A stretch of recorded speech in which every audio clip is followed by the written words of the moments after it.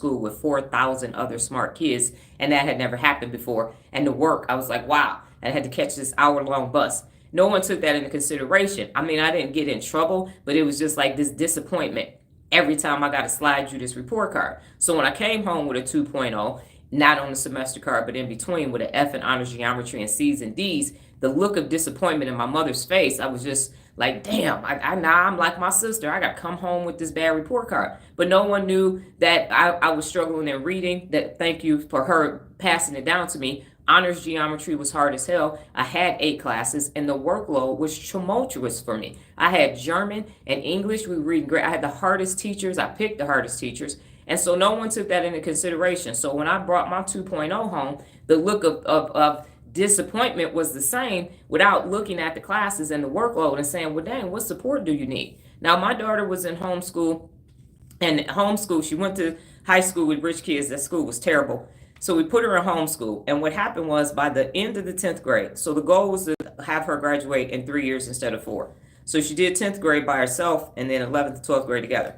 We're 5 weeks away from the semester ending, and the workload was so tumultuous for her. She literally had 4 F's, an A, and a D, and the A was in entrepreneurship.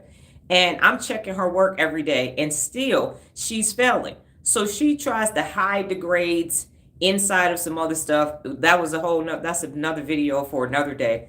But anyway, we get down to it's 4 F's, an A, and a D.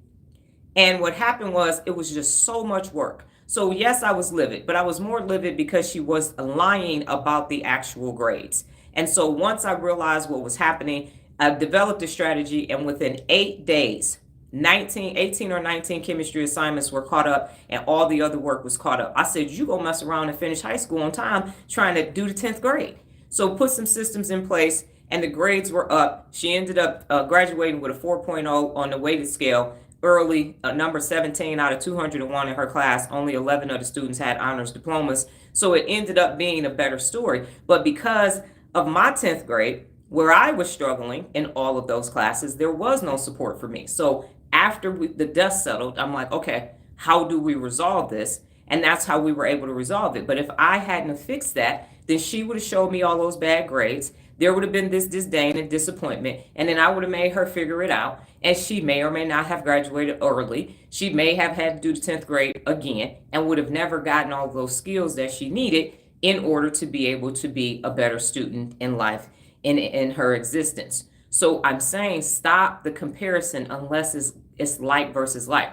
And unaccountable people have put that system in place to make somebody feel inferior and somebody feel superior. That's what that system is for. Because when it's like against like, people have less to say. But as soon as it's different, if it's an apple and a tree, if it's an apple and a shirt, then people start comparing. Well, see the apple, but see the apple is digestible and the shirt isn't. So the shirt is bad. No, the shirt is meant to be worn and the apple is meant to be eaten. And when you put people together, you pit them against each other, especially in sports, in schools, and in jobs, and you make them fight it out.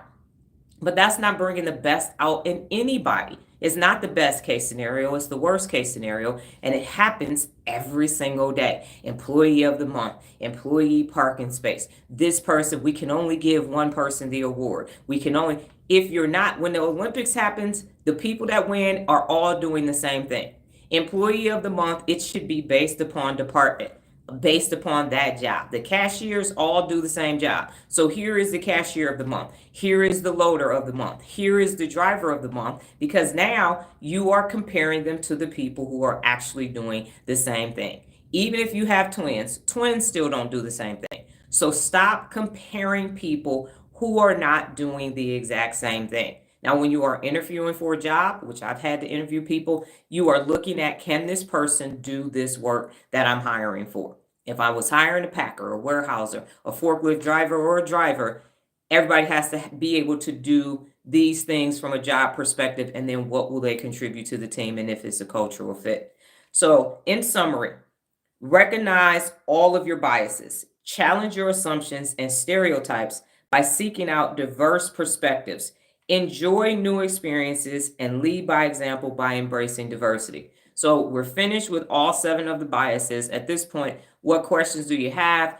And it's open discussion about the contrast effect or anything else that we've discussed.